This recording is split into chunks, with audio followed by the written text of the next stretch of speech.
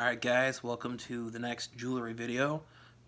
Before I do the jewelry though, I want to talk a little bit about what I got from Amazon today. As you guys can see, I've got my tattoos bandaged up. I bandage them every once in a while. I'm trying not to, but we had to run to Walmart, so I wanted to have some sort of covering over it because getting a coat off and on sometimes hurts. So what I got today was an 8-pack of California Basics self-adhering sports tape. Comes rolled up like this. It's tan. It's pretty good, I gotta say. I mean, it was Amazon's choice, and it was like 12 bucks for 8 rolls, which is a really decent price. The black stuff you see here is the Power Med brand from Walmart. I like it because it's black. But they're still about equal, and it doesn't really matter to me. As you can see, I did decide to put my watch back on because if you follow me on social media, I'm a big watch nerd, and I've worn a watch every day without fail since November of 2017. So it was kind of weird to not wear one. And if I gotta keep this bandaged to do that, I will. So, that being said, let's get to the jewelry. I am going to turn on a little music, just like the last video. If in this video, for any reason, the music gets too loud to hear me, just leave it in the comments and I will take that into next video. Okay, so what we're going to do today, or what I'm going to do today, is what I'm going to show you guys, is this piece right here. This is a prayer coin with the AA prayer on the back. I bought it from my grandfather in about August of 2015 in Old Town Albuquerque, New Mexico, in this little shop that has been there for as long as I can remember. And when I got to California, I sent it back to him, and he may not have been holding it when he passed, but I know it was nearby. So I took off the replica dog tag that I had made when I got this chain, and that is now attached to my keyring, and eventually I'd like to hang up the authentic dog tag with his medals that I have in a nice wooden display case and whatnot, but I haven't gotten to the point of taking it off yet because I have literally worn these every minute of every day since about New Year's of 2016. I've literally only taken them off maybe 6 times in 3 years. So, nonetheless, because this is a small charm, unlike the other day's video, it is going to be a shorter piece. As it is, you can't really see this under my beard anyways, so it may be relatively this long, but it depends on how many beads I can string together. And I will be stringing again, only because I want to be able to wear it all the time. So I will also be using beads that I know can handle that. I'm going to try. I'm going to be looking through my inventory here. I'm going to see if I've got enough to match. Oops, dropped one. If I've got enough to match. Otherwise, I might be doing black. Oh, there goes another one. Black or clear. I do want to show you these beads because they are pretty cool. I haven't actually paid attention to them in a long time, and I couldn't tell you where I got these. I want to say I got these at a bead show, but they're like marbles, and the way they make this is pretty cool because it's a glass ball inside a glass ball, which is basically what a marble is. So, but I will not be using blue. One of the reasons I do have so many colors of beads is because when I was making jewelry for myself, I was making it to go with every potential outfit I had. Another one of those OCD aesthetic things. So, we're gonna see. I do have the beads that you guys saw in the first jewelry video I made. These three, when I loop these 3 beads together. But these are a little big for what I want to do, and I'm pretty sure I have the right size ones. I may end up using some of these small black ones, but I've got a ton of those as well. So let's see what we can dig up. And again, I'm going to be using the soft touch beading wire because one of my subscribers who has commented on a few of my videos had pointed out in a text message this soft touch, because it is softer, it allows for the pendant to pull down on the piece, making it an actual necklace rather than what you'll find in some pieces of jewelry, especially the lighter the pendant or the lighter the bead, is it doesn't actually hang, it just kind of sits. And if you like that, that's great. I personally don't.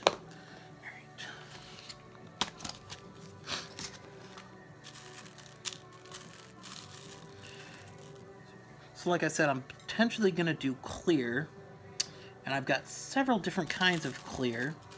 I've got translucent clear, and I've got milky clear. The trick is now going to be finding enough of whichever one I decide to use.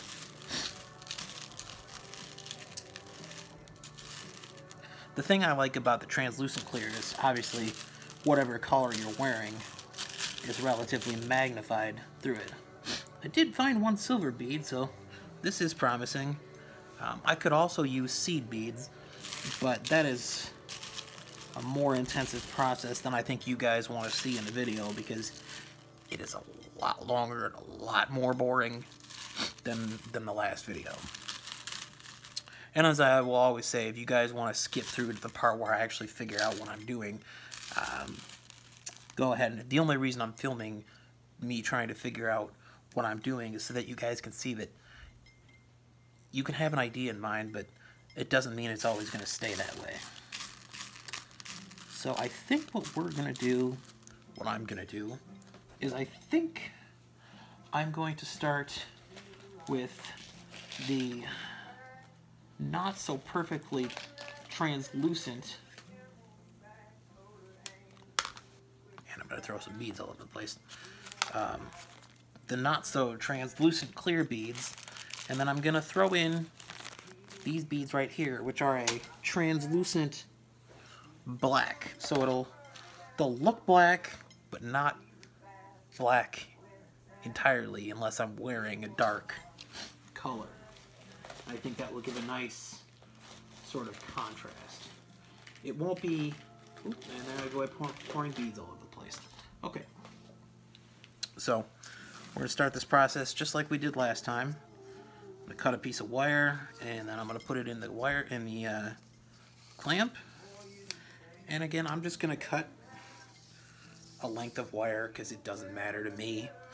And I could double it up to ensure that it would be strong, but I'm really not that worried about it right now, to be honest. So that's probably way too freaking long. Okay. I usually use my head as a measurement, not because I know how big my head is, but because I do kind of have a big head. I like to know it's going to go around my head. So we're just going to cut a generous length past that using the better wire cutters. Okay, we're going to set that aside. Roll the wire back up. And then as I'm beading, I'm going to go ahead and put the camera down so you guys can see. It's the same process, but if you want to see how the beads are what they look like when they're being put together. So, here we go. Stay. So, end of the wire. Well, let's tip this up just a little bit. Okay. Through, under the spring, through the clamp. To grandmother's house we go. All right. Come on now.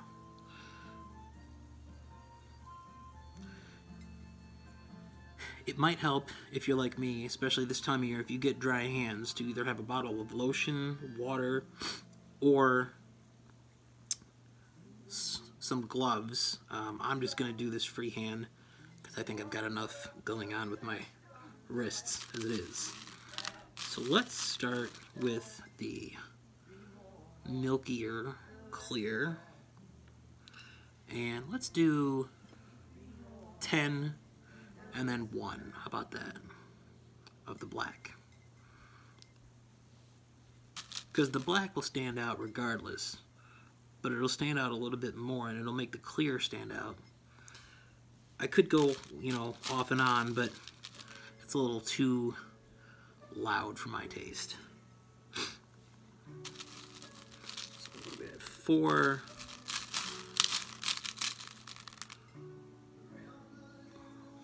5. And sometimes it will help to sort out what you're going to do, but I'm doing it this way because who knows, inspiration may strike and I may change my mind halfway through. So let's see, what is that? 6,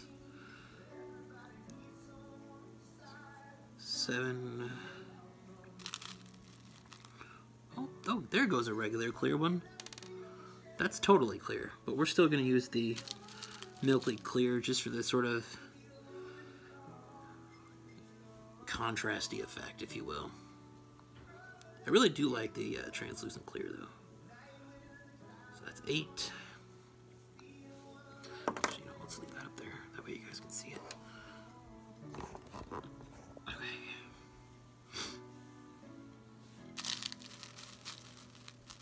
Come on, little bugger. So that's 8, 9, and oops, where'd you go? Sometimes they want to get away. The little buggers like that. Okay, so that's the 10. Now what we're going to do, like I said, is we're going to go ahead and pull out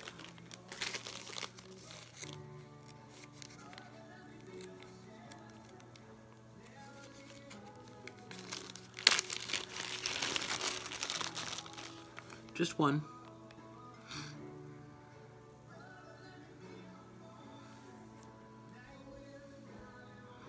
Okay, and then we're just going to start over again.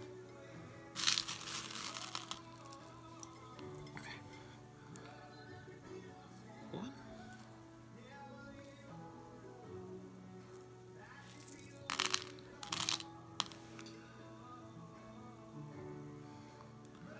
2.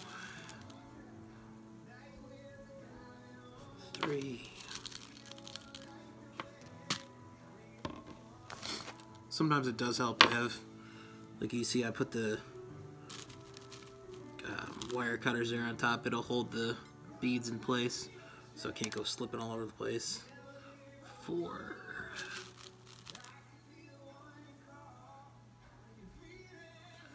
5.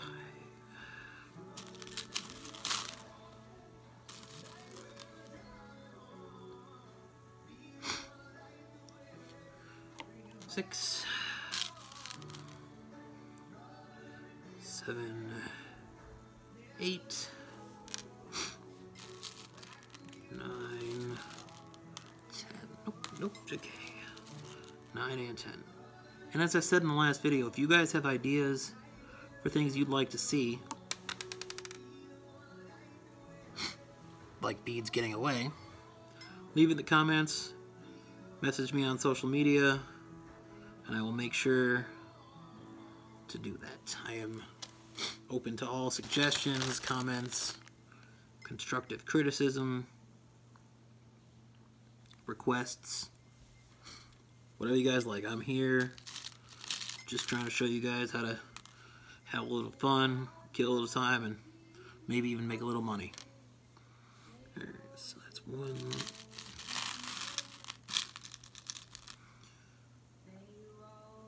2.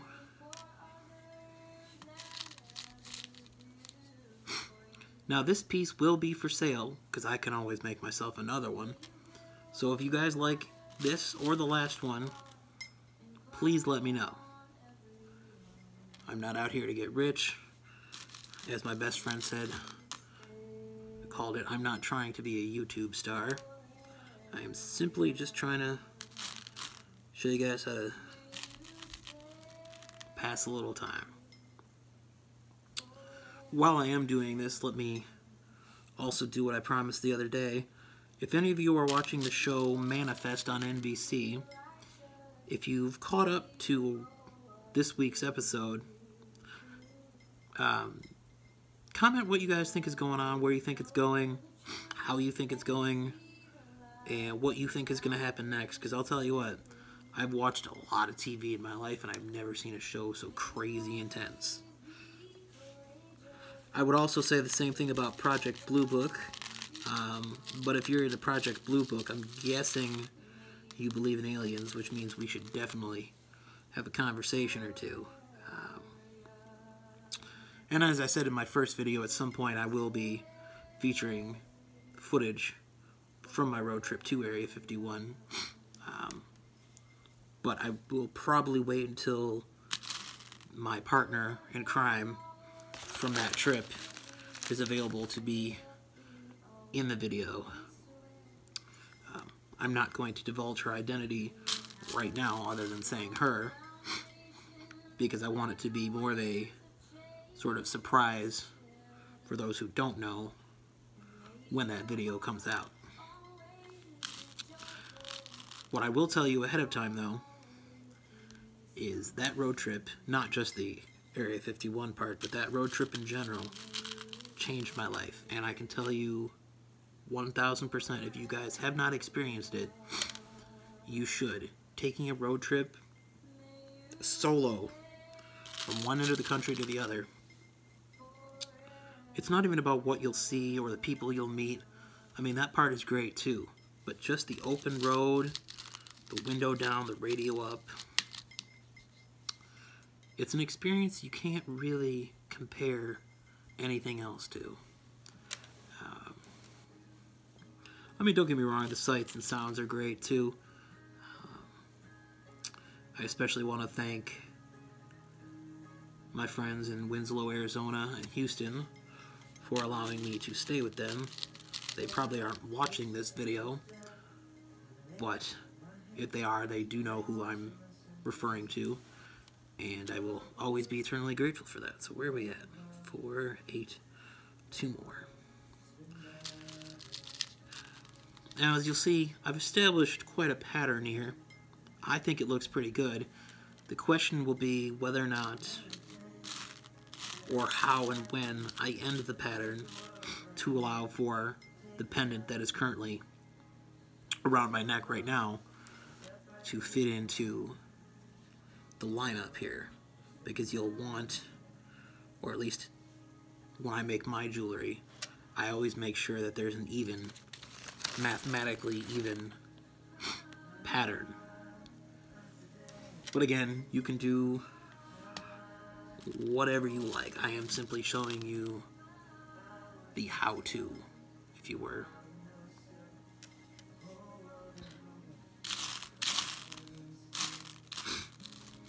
I also don't know if I said this, but my partner in the Area 51 trip is also the individual who got me into making jewelry. Long ago, I did learn how to make hemp jewelry, but by the time she taught me how to make real jewelry, that skill had left me entirely.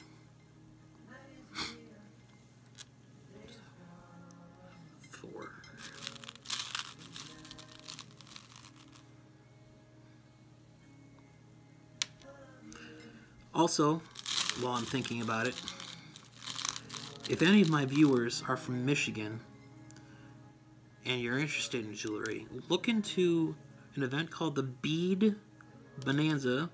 It is usually held at the Southfield Pavilion in Southfield, Michigan, in the Civic Center right by the police station.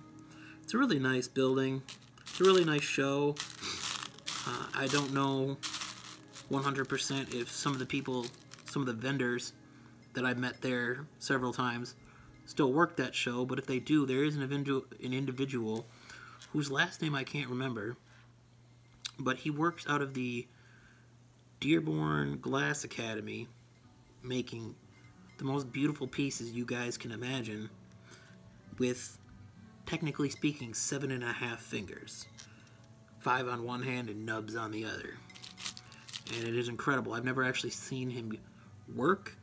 I know how glass beads and pieces are made, but I've never gotten to see him actually work. But his pieces are amazing. If any of you have ever seen the green glass shamrock I wear on St. Patrick's Day, that was made by that individual, and is actually the second one that I owned. And I actually own a second piece that is basically a surfboard made from the colors of the Italian flag. So right now what I'm going to do, since I've got this pattern established, I'm just going to hold it up to my neck, or hold it up and see where we're at. Okay, still barely a bracelet, so we got a ways to go.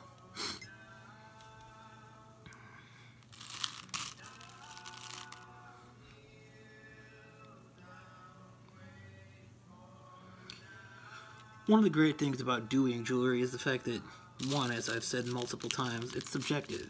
If it looks beautiful to you, or if it looks beautiful to the person you're making it for and they're paying for it, that's all that matters. The other thing is, it gives you something to concentrate on. It doesn't matter what's going on in your life. You could lose your job, your wife kick you out.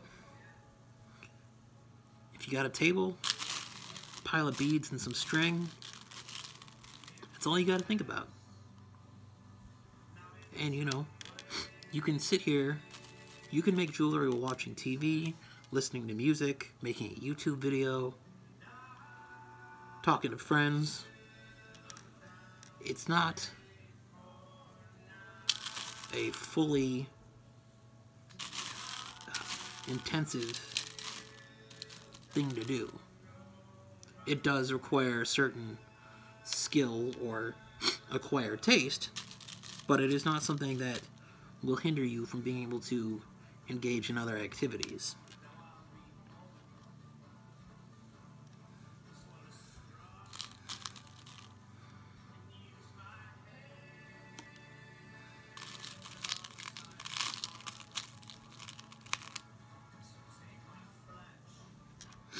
I got one more bead to go, and then what I'm going to do is I'm going to show you guys just how many different colors and kind of beads there are with this container that I'm working from right here.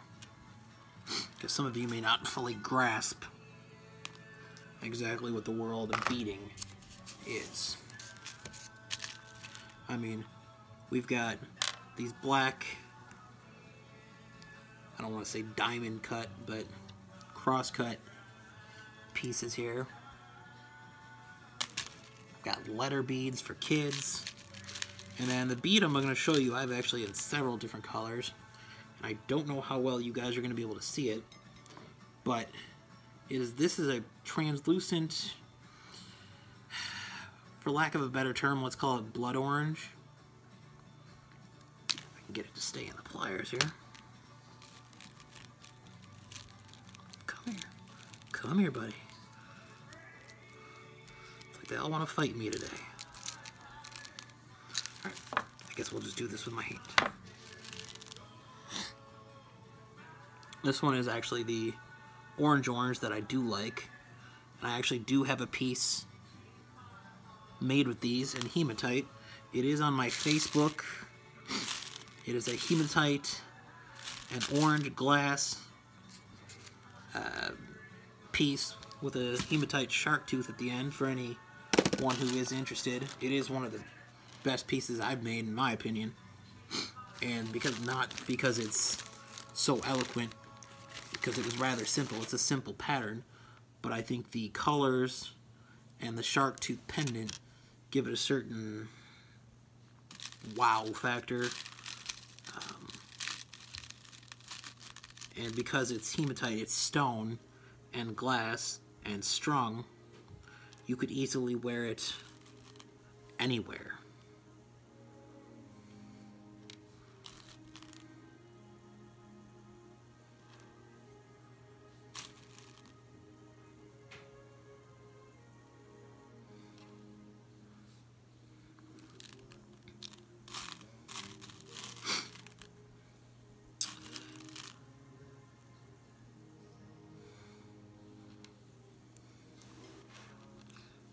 Be sure to let me know what you guys think about this pattern I'm doing here, because I like it. I'd wear it. But what about you? What are you guys into? Colors, shapes, you know? Ooh, I haven't seen these beads in a while either. These were cool. These were also handmade.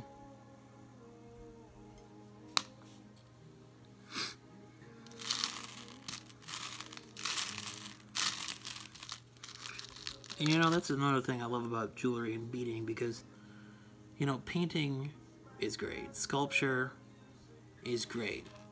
But I think the only comparison to beading, like jewelry making, you could make would be music, because you could make jewelry out of anything just as much as you can make music out of anything. Painting, you gotta use paint. Yes, you can use different colors and you can use different brushes, but in the end, it's paint on paper, canvas, brick, or wood, or some kind of cloth. A sculpture, it's dried mud. Makes beautiful things, no argument. But really, the only thing that differs is what you're making and how big it is. So, if you guys are looking for something to really stand out, if you're looking for a creative outlet, I strongly suggest jewelry. 8. I think after these next 2 beads, I'm going to have to get my fingers a little wet so that I have a little more grip. This cold weather is just not friendly for me.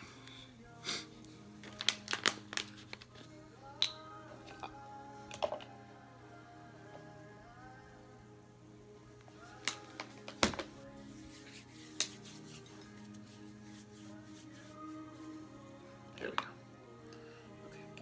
Okay. Let's put the cap back on so we can go spilling that all over the place. Count 5 and 10. And I will admit here and now, if you are not a patient person or you don't have a long attention span, this won't be for you. I'm admitting that right now because this process is redundant and I can't argue against that. But if you are attempting to change that, this is a great way to start.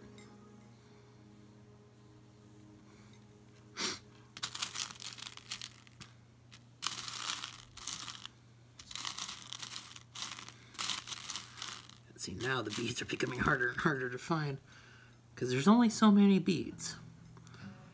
Only so many beads, so many colors, so many shapes. I'm only going to get so lucky here. When I run out of beads, I run out of beads. Whoopsie daisy. I think my internet went a little wonky there for a minute. Come on. Come on, internet. You can do it. Oh, now it's going to be a stickler. Okay, we'll go to the next song then. How about that? There we go. 5.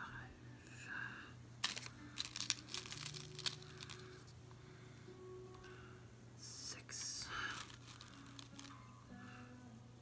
7.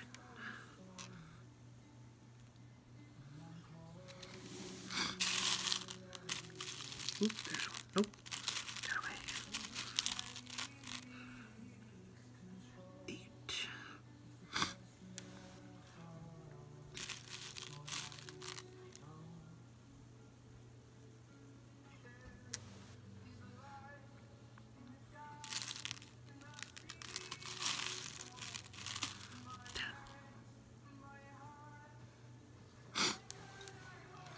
Now these right here, by the way, these would be 6mm beads. They're round. Also, thank you to my subscriber and commenter. In that text message I was referring to, I also was told that the flat edge beads that I was using are called rondelles. Why that escaped me, I don't know. But when you are looking for those beads online, that's what they are called. And I know I talked about jewelry, you know, craft supply retailers like Joann Fabrics and Michaels. I also do want to point out that there are places like Fire Mountain Gems, and others that whose names have entirely escaped me, but those are a little pricier depending on what you're looking for. But when you buy them from a retailer like that, you are more likely to get exactly what you want in exactly the quantity and quality you want. I mean, that would be true if you went to an in-store, but sometimes there are simply things you won't be able to find in-store. And always, always, always, if you are going to start making jewelry, open your mind and recognize the potential for a piece in anything. Some of my pieces, some of the best pieces I've made have come from keychains or other things like that. You know, it could be a silly keychain you get from the gas station, or, you know, some sort of trinket for kids. It doesn't have to be sterling silver. It doesn't have to be gold. It doesn't have to be expensive parts. It has to be durable and what you want it to be in terms of color, shape, and size. Those are really the only things that matter.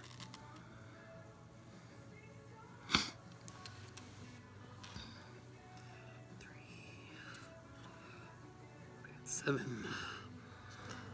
Definitely running out of options here on beads, so I'm also running out of space on the wire. So this necklace, though, is probably going to have a clasp, only because I did cut it a little shorter than I should have. So I will show you guys how that works as well. One more for this side.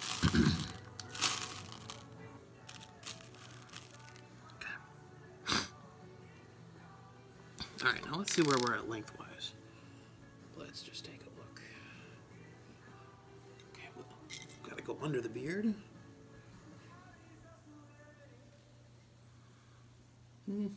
It won't get as long as I would naturally want to make it, but I think I'm going to be able to squeeze out one more section.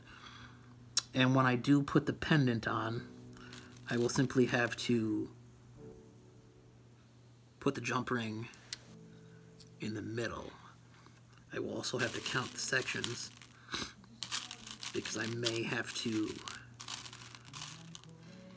make a little, if there's an odd amount of the clear sections between the 10 beads, 5 and 5, that's where the jump ring for the pendant will go. I could use a bail if I could find one big enough, but I'm not a bail kind of person. I mean, with certain pendants, they look nice and they're almost necessary, but really, jump rings are the way to go, in my opinion. Because even with bails, generally speaking, you still need jump rings to attach the pendant. Some of them will come with them, some won't. These are fun too, aren't they? I don't know if you guys can tell, but it's a cross. A very squared off cross. I don't know if that helps. There we go. Those were fun. I got a whole strand of those at one point. Oops. Forgot to put the black bead on. Spent so much time talking, I forgot what I was doing. Okay, so 3, 6, 7, 8, 9, 10. Okay, so these two. Let's set those there. Let's go ahead and get that black bead on there.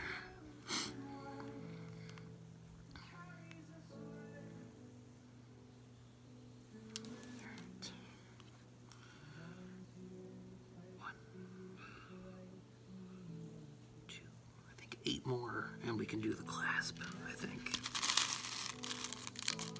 Ideally I was looking for going over my head, but I think if there's a clasp it'll be okay.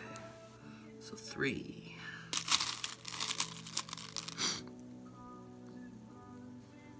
4,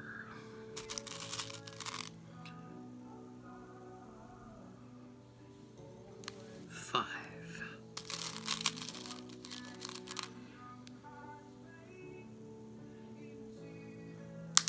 Whoopsie daisy.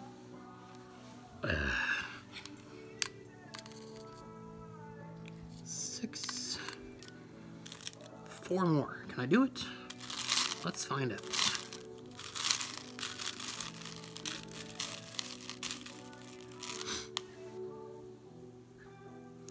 7.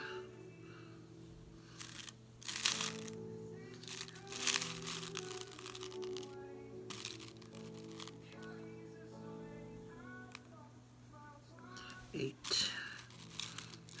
Come on. 9 and 10. Alright, now what are we looking at here? How many sections we got?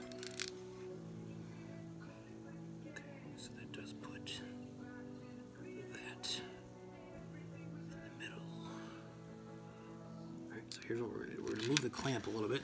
I'm going to hold one end with my teeth here.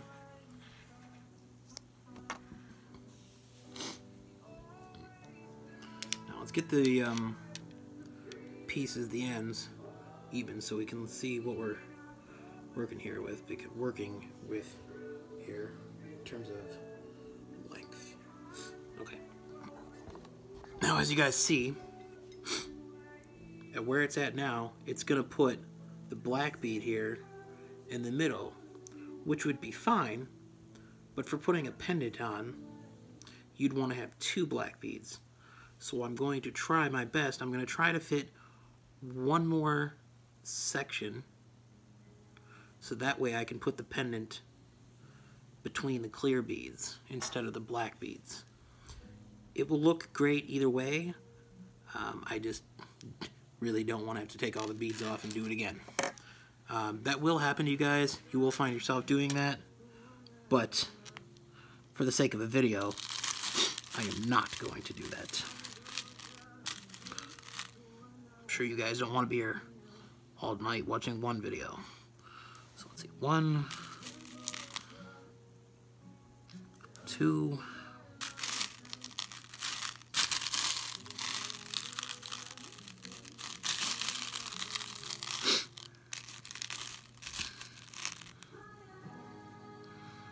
3,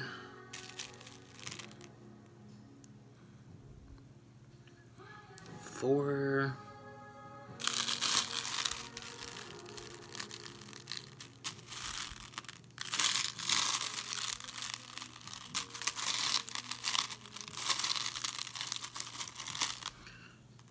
5.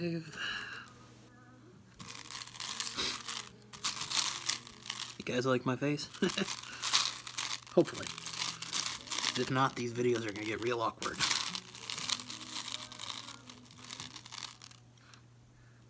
Of course, I forgot the black bead again.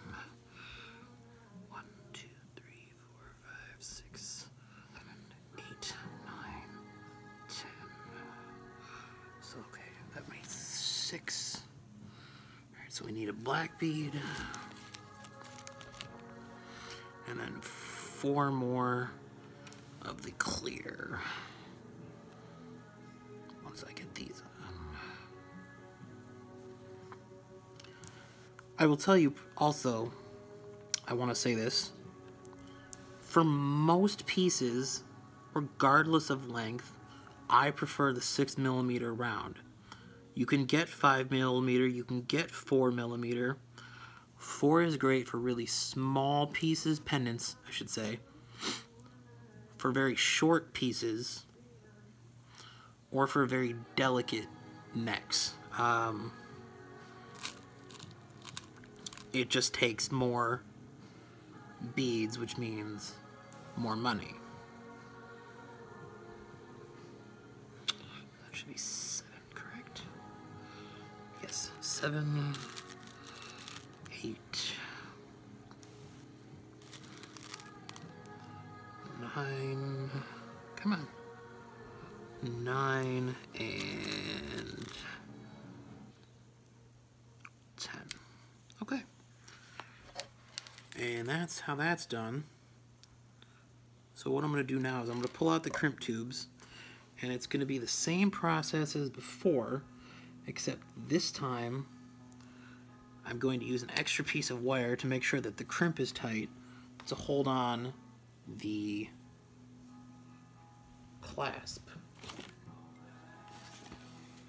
The question, of course, is where I put the jump rings, or the not jump rings, excuse me, crimp tubes.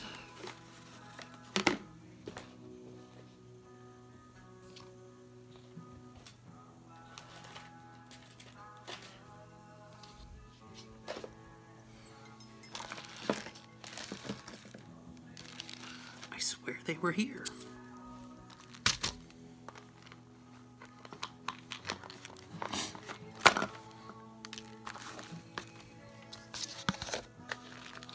While I'm looking, I'm also going to go ahead and let me just tell you guys what the different sets are. These are wire straighteners. You can get them with a more rubbery. This is a hard, plasticky, but it won't leave an impression. Like when you're using the stiffer beading wires, the 20 gauge, for example, it comes spooled up, so you have to straighten it so that you can put the beads or the pieces on it. Or if you're going to use that, for example, to make the loops. The loops on that one piece did come pre-made, which I like, but some people prefer to make their own. These are smaller wire cutters, which are used for cutting softer wire. These can take a little bit more of a beating. These are square nose pliers. And these are better for things like closing jump rings and whatnot. These are round nose pliers, and these are what you actually use to make the loops, whether you're doing the pre-made pins or you're making your own. Okay, so I found the crimp tubes. And like I said, this is going to be just like before. Grab a crimp tube, pour them all over the place. Let's go ahead and put these two back in, because you will need one for each end. So you do need two for this, which means I need my crimping pliers, which I've got right here. And now I need to find the clasps. And there are different kinds of clasps. There are lobster claw, there's magnetic, there's toggle, and they come in sizes, shapes, colors, materials you cannot comprehend the quantity of. Should be some in here. No? Okay.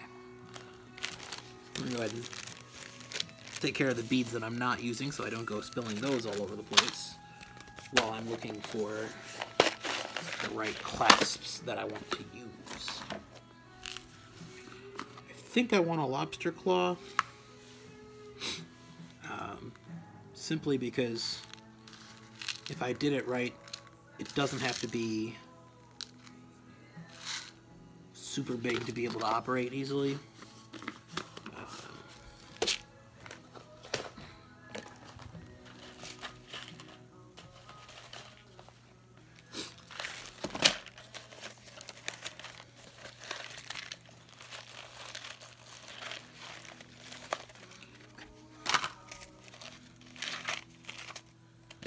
Definitely not doing a toggle if I'm going to be wearing this.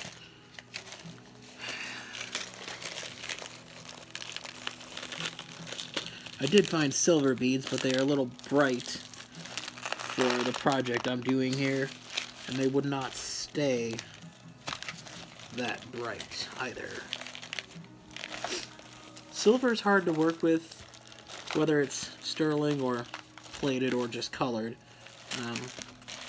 I try to avoid it unless it's going to be on a completely all black outfit, just for the pizzazz. I'm utterly confused here because, okay, well there goes that. I know I own it. Oops, daisy.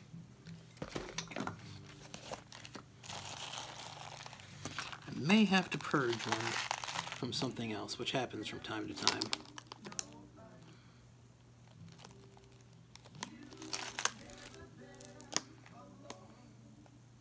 No, but I will purge a jump ring.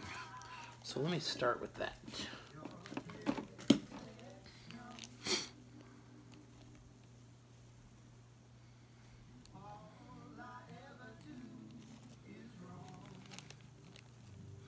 And in my opinion, when working with jump rings, you're going to want to find the thickest ones you can, and preferably the stiffest you can. They might be a little hard to work with to get open and closed, but that also means that they won't break or separate that easy. And they do come in multiple colors. I've seen them in black, gold, purple, red, blue, etc. For the life of me, I cannot explain.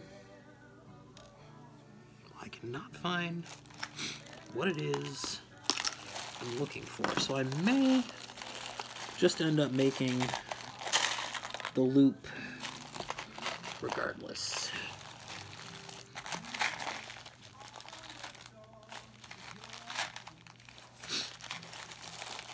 Yes, that is what we are going to do.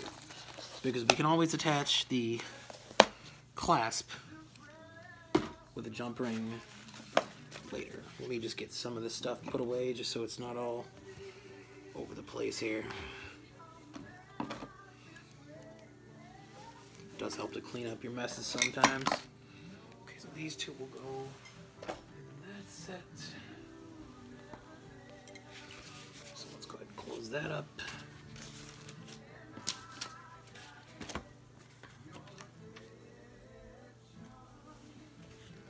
Just give it one more looky-loo. I apologize that this is taking so long. If you want to go ahead and skip through to where I actually get this finished, go ahead.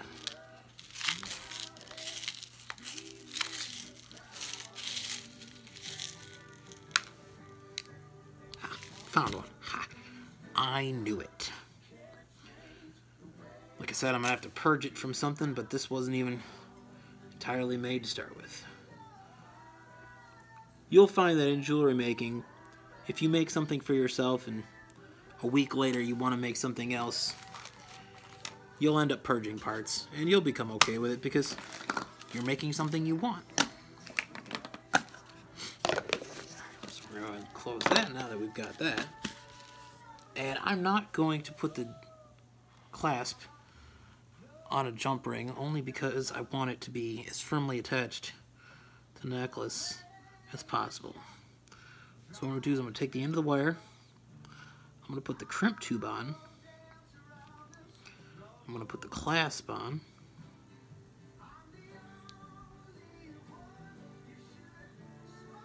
okay, and then what you're going to do is usually you want to have a little more wire than this, but just like before, you want to hold it as tight as possible and then get in front of the clasp and feed the wire back down into the hole and then get it through the crimp tube, through some of the beads, and then pull your loop tight. And it'll take a little getting used to get this. Sometimes it's a little hard at first.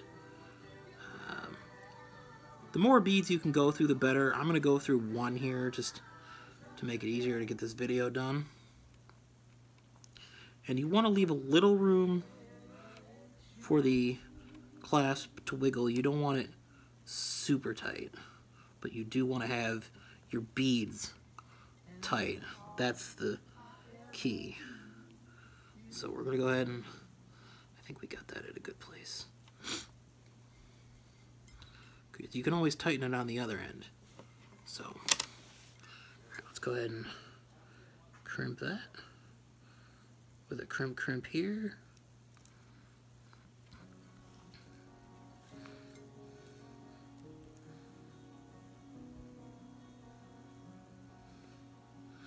And a crimp there. Nothing moves. So I need those wire cutters I just set down. And this is why these wire cutters come in handy over the other ones, because you can get right in between the beads where that piece of wire came. And I didn't do it on this side, but I'm probably going to end up doing it on this side just for a little extra wire. And this side is going to be the loop that the clasp will hold on to. So I did really not leave myself a lot here.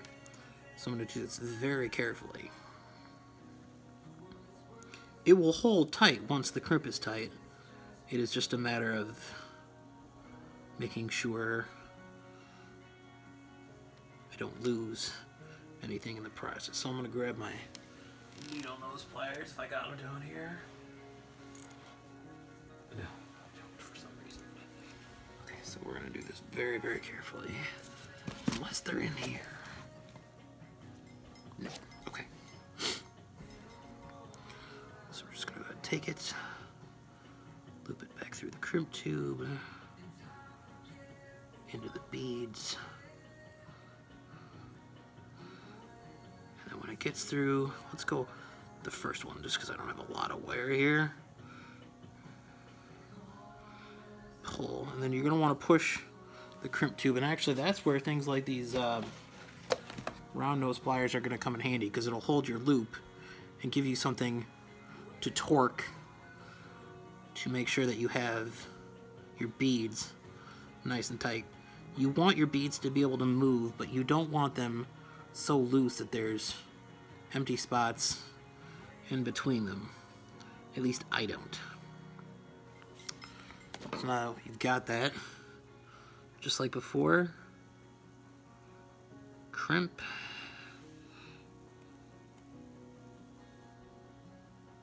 crimp, and then since it went flat again, you want it to be nice and round, or as close to it as possible. That's the idea. You want to make sure it's not going to pull the wire back out. Like that, see? And that's what happens sometimes with crimp tubes. If it doesn't crimp 100%, you're going to get that and you can lose all your beads.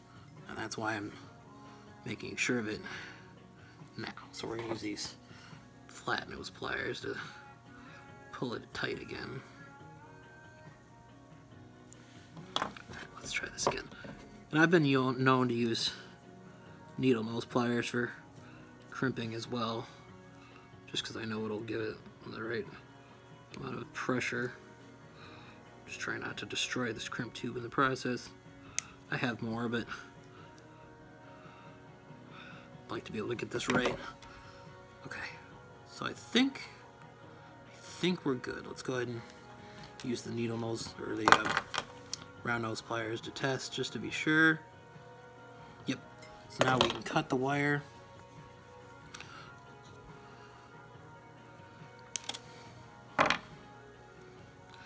You want to just pull it so you can get that last piece of wire back down in that hole. And I think, give it just enough wiggle.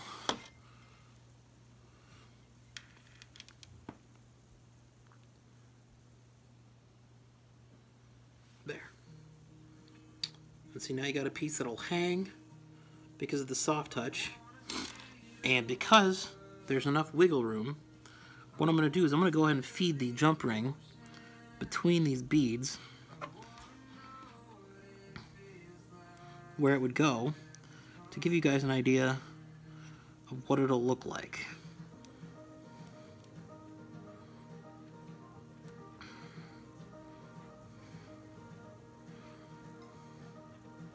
Sometimes you'll want to put the pendant on first, like when you get through half the beads, but as I'm not taking this one off yet, that wasn't really an option. What I will do is I will put on a placeholder though.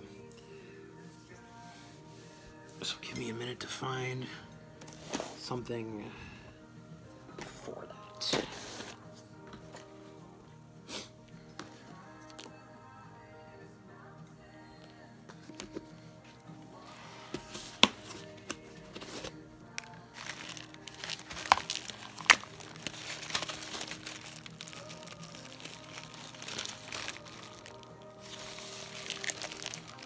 It's funny, over the years I've made so many pieces that you end up with more beads than anything else. I used to have so many pendants.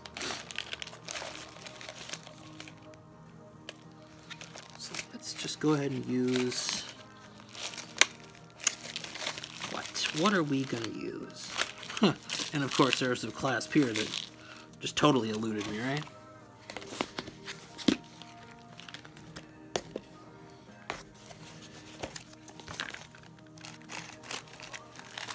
Alright, now obviously this cross would be a little too big, and I wouldn't say it would be the 100% right coloration.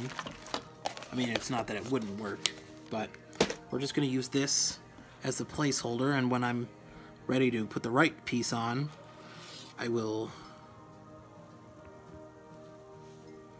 put that on instead.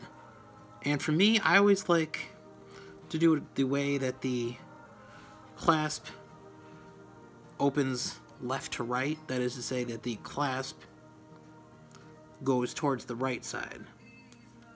So when I get this cross on, I'm going to hold it up the way I would have it if it was around my neck, and you guys will see what I'm talking about. See? Now the jump ring is closed. And see, the way the clasp is, this is the way I would put it on my neck. So you open it, you close it. And I guess that's actually not so big, huh? If you guys like this piece, this will also be available. All you have to do is DM me regarding pricing. I'm not out here to get rich. It's always going to be a fair price. The only stickler will be if there's shipping. But you blame the USPS on that. So that is how you make another piece with contrasting colors. This is a relatively simple contrast. If you guys leave it in the comments or the DMs, I will gladly throw in more colors, do some crazier projects, and eventually, once I figure out how to get pictures, slideshows into a video, you guys can see some of the pieces I've made in the past, because I can tell you right now, I've made pieces in colors and contrasts that would blow your mind. But like I said, that's today's piece. So I hope you guys enjoyed the probably unnecessarily long how-to. Stay tuned for tomorrow's video. Thanks for watching.